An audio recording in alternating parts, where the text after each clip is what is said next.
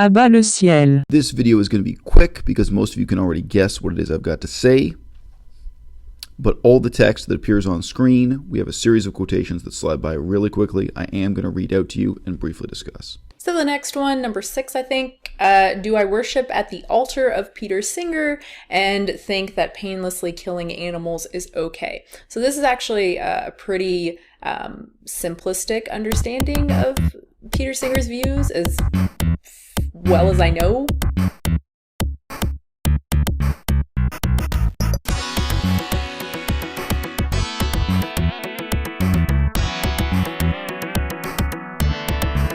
And I actually did once agree with him, as evidenced by this interview,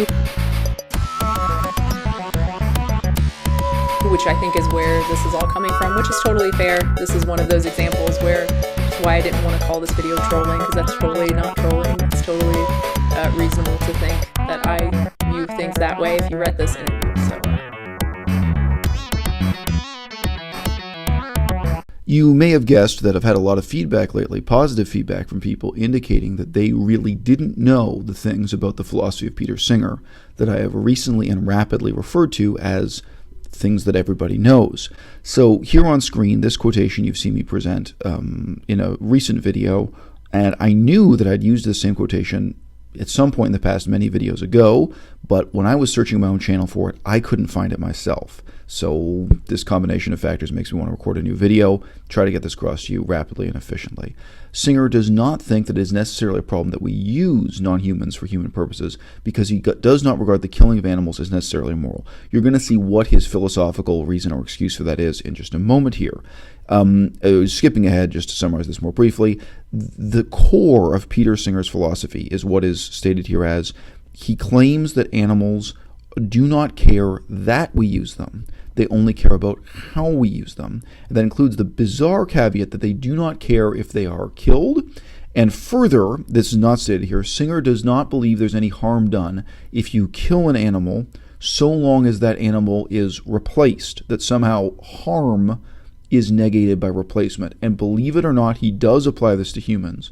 He believes that if a parent has a child with quote-unquote bad prospects, so this is part of the eugenics argument with Peter Singer, a child who has, say, dyslexia or some form of retardation, the parents can kill that child as painlessly as possible and then replace it with another child. And because of the principle of replacement that he believes in, no harm is done by killing one child and replacing it with another that would have better prospects. So likewise, he believes that killing a pig, if done without pain and suffering, or as little pain and suffering as possible, given that the pig is replaced with another pig, this somehow does no harm. So that is a bizarre philosophical sense of harm. And as you see, he has a bizarre philosophical sense of use of animals and how they're used versus that they are used, etc., etc. Well, that's the legacy of Peter Singer. He spent decades and published books arguing this. Quote, so the first part of this quotation is obviously someone writing in to Gary Francione, and then a reply from Gary Francione. Quote, I recently attended a talk by Peter Singer. I was horrified and mystified to hear him explicitly state that killing animals is not a speciesist act if done painlessly. I have read some of your work and, of course, object to this assertion. All right, so Gary Francione replies, as I stated in the preceding essay, no one should be surprised or shocked that Singer does not regard killing animals as objectionable per se. He has been taking this position for the past 33 years, ever since he wrote Animal Liberation. So it's now more than 33 years. I don't know how long ago this was written, this comment on the internet.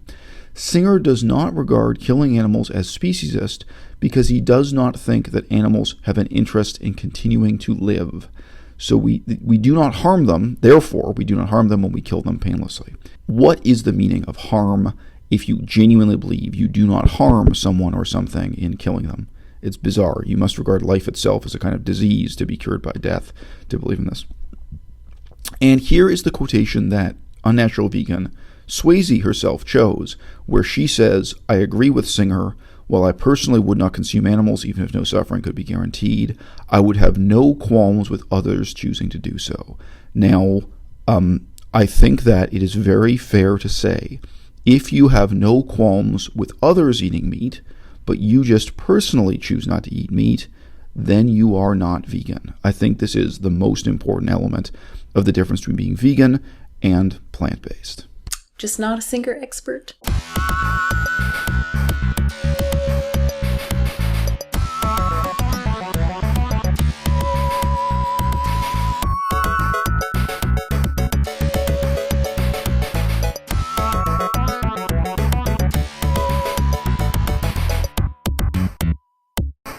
Eggs from rescued chickens that live like in someone's backyard, and they're well cared for. They're treated like you would treat a dog or a cat, right? I think a really good example would be a backyard hen.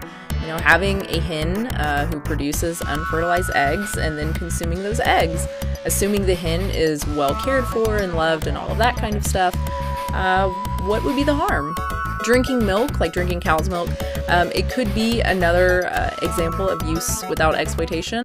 Just not a Singer expert. Okay, continuing in the same vein and quoting from Francione's website, although he is himself quoting Peter Singer.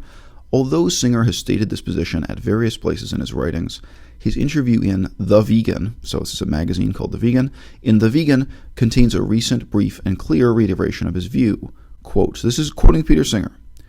I do think that there are morally relevant differences between various species because the cognitive capacities of beings are relevant to, for example, the wrongness of killing them.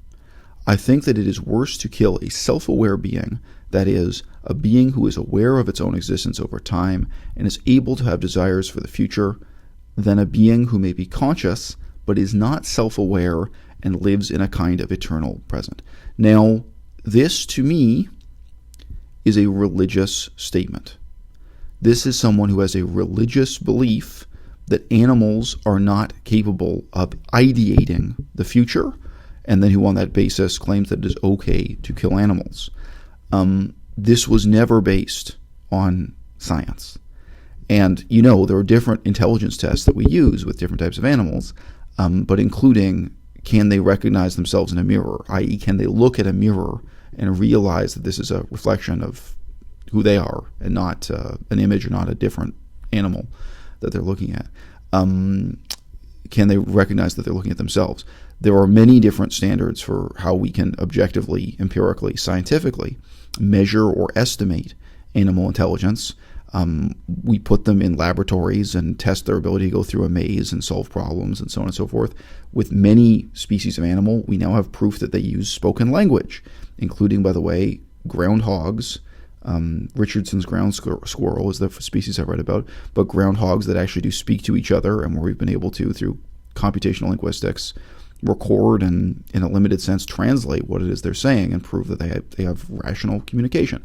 And we kill groundhogs every day just in order to produce wheat and corn. Even if you're a vegan, you're responsible for killing this type of mammal.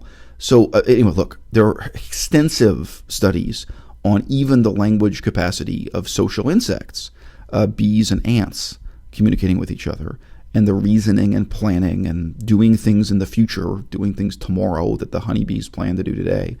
Even the intelligence of marine animals. I've seen studies on the intelligence of cuttlefish. So cuttlefish have a pretty big brain relative to their body capacity, their language, and thinking. This is just a religious claim. This is just as ridiculous as someone claiming that they were handed down the truth written into a piece of stone on the top of a volcano. He claims he has this magical truth that is not based on any kind of scientific evidence and can't be refuted or questioned or challenged by scientific evidence. He claims animals, with a few exceptions such as apes, primates, animals generally, and obviously including cats, dogs, cows, pigs, and sheep, the animals we exploit most frequently on Earth, they have no ability to think of their own existence over time and have no desires for the future. It's a really low standard. I mean, it's easy if you've grown up with a dog as a pet or something. It's really not hard to challenge this empirically, and that because they live in an eternal present, he is dooming them to perpetual captivity, suffering, exploitation, and death.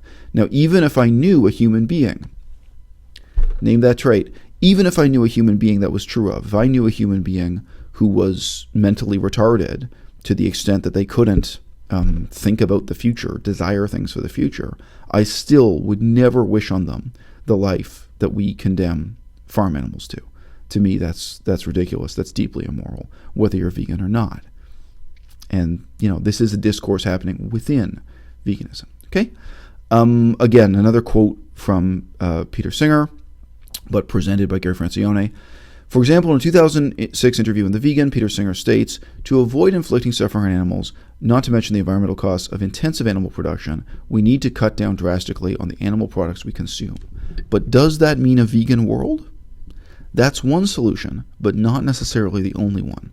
If it is the infliction of suffering that we are concerned about rather than killing, then I can also imagine a world in which most people mostly eat plant foods, but occasionally treat themselves to the luxury of free-range eggs, or possibly even meat from animals who live good lives under conditions natural for their species, and then are humanely killed on the farm.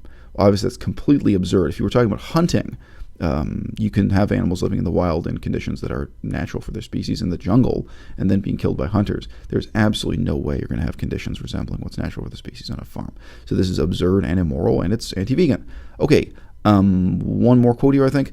Singer's focus on the treatment rather than the killing of animals leads to the position that veganism is simply one of a number of ways to reduce suffering, but that there is nothing mandatory or required about veganism because there is nothing inherently wrong with killing animals. Indeed, Singer regards being a consistent vegan as quote-unquote fanatical. So if you have been watching Unnatural Vegans content, that might sound awfully familiar to you. Guess what, guys? When I found the older video that I did on this topic, the number of thumbs down was much, much greater than the number of thumbs up, and that was just about 1 year and 1 month ago.